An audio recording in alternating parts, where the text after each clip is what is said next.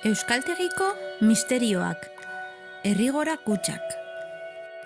Udaberriko goiz eguzkitsu bat da, eta Euskaltegiko ikasgeletan ikasleak buru belarriari dira euskara ikasten.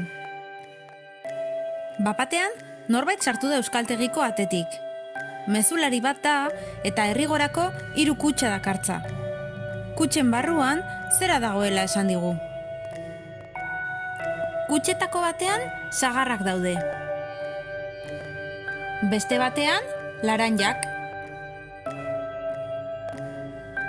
Eta 3. kutxan, sagarrak eta laranjak nahasirik. Kutxa bakoitzak etiketa dauka jarrita.